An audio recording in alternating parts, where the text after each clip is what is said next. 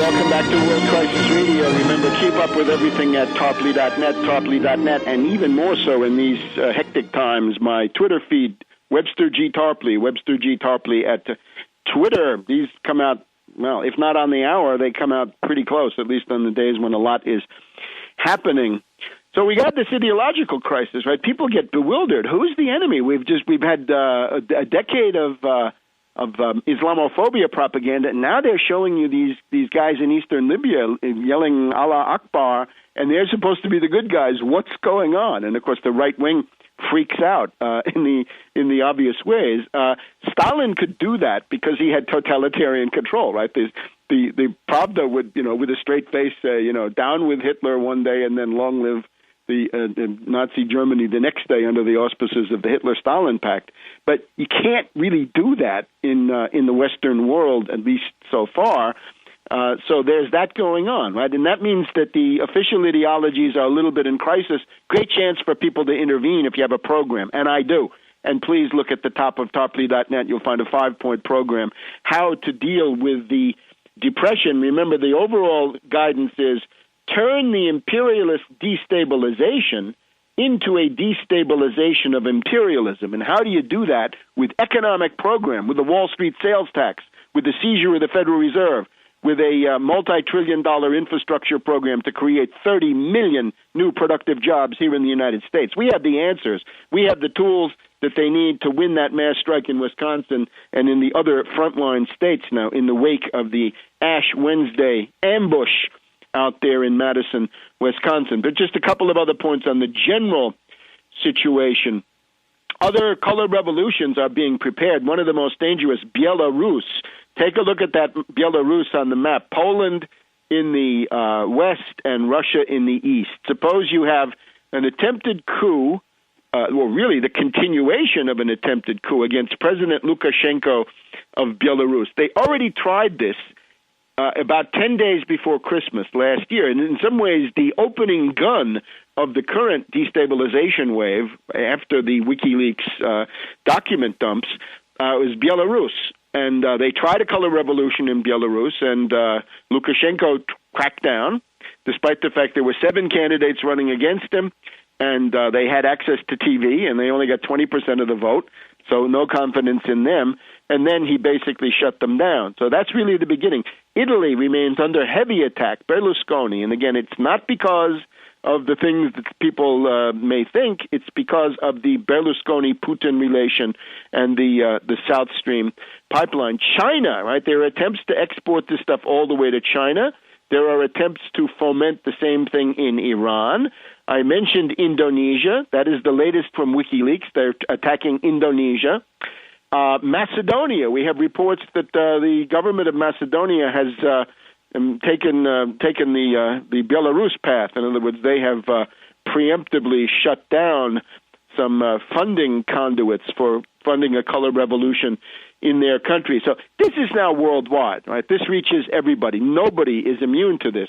Fidel Castro, I'm sure, is watching out. Chavez of Venezuela. This is now a worldwide orgy, a mad, insane rampage of destabilizations, coups, civil war. The goal is chaos in the short run, to try to prevent some alternate constellation in the world from emerging around the Shanghai Cooperation Organization, because that's the obvious counterpole to what's happened. Let's now look at Libya. As of yesterday being the 10th of March, one of the veteran Italian radio correspondents, Cremonesi, reported that Ras Lanuf has become the Stalingrad of the Libyan rebels, the point of farthest advance where they made a lot of sacrifices to hold on, and they have been defeated, and they are now essentially being routed. They're being driven back along the highway into the Muslim Brotherhood stronghold of eastern Libya.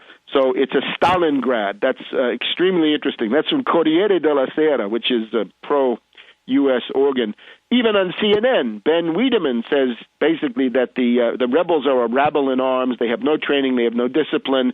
They do what they want, right? There's no orders given. They decide when they want to leave, what they want to do. it looks like these gangs are doomed. Also, the city of Zawiya retaken by Gaddafi. And that's really the view coming from General Clapper, the U.S. intelligence czar, who told the Senate committee yesterday that the rebels are incapable of defeating Gaddafi, and therefore Gaddafi is likely to prevail.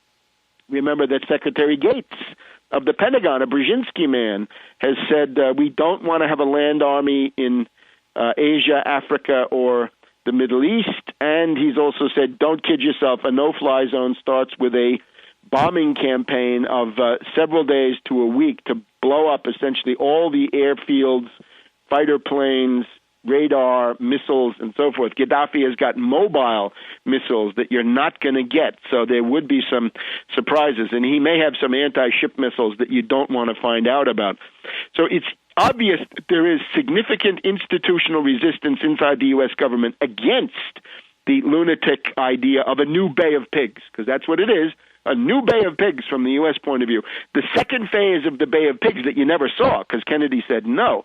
If they can prevail on weakling Obama to go along with this, and it may not happen, but it may, given Obama's inherent treachery, we would have a situation where we would finally see what would have happened if the CIA had gotten their wish in the Bay of Pigs, and we had a full bombing campaign against Cuba with a U.S. military invasion. What that might have led to World War III there, and it won't be good this time either. The hypocrisy of these people is obvious, right? The Israelis were bombing Gaza and so forth for several months, killing, 1,500 to 2,000 Palestinians. Not a chirp. Nobody cared, but now the European colonialists have gotten themselves together. Hillary Clinton is going to attend a mixer. She's going to have a getting-to-know-you party with these Muslim Brotherhood characters from eastern Libya, right? Most of them on the British payroll, I'm sure, for quite a while. The really incendiary stuff has come from the Suez Coalition. Remember the neo-colonialists, neo-imperialists, Guy Mollet of France and Sir Anthony Eden of Britain, who went bonkers when President Nasser of Egypt seized the Suez Canal to use it for the national development of Egypt, and they tried to reassert their colonial control, and it didn't work, among other things, because the U.S. wouldn't go along. Maybe we have some hope this time around. Sarkozy is increasingly unstable, increasingly in the mode of Guy Mollet. We're told that the French Foreign Minister Juppé was not informed in advance that Sarkozy was going to recognize this gaggle of fanatics, gangsters, and jailbirds that calls itself the National Transition Council there in eastern Libya, that Juppé, the foreign minister of France, the head of the Quai d'Orsay, was in a meeting with Westerwelle, the German foreign minister, when he gets a phone call saying, hey, Juppé, guess what? Sarko just recognized the rebels. Nobody in the world has followed the French. Now, why did Sarkozy go out on such a limb? I think he's personally unstable now. I think he's going off the deep end. He's facing a re-election campaign. It may not go well for him. And above all, this pseudo-philosopher, this philodoxer, Bernard-Henri Lévy, BHL, apparently he got himself into Libya.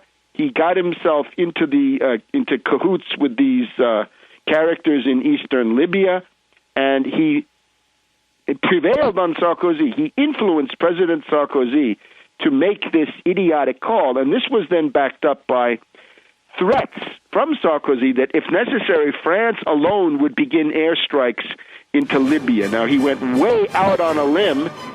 Today there's been a European Union heads of state, heads of government meeting, which has in effect repudiated Sarkozy. So the aggressive fervor in Europe is not what they wanted. Back in a minute.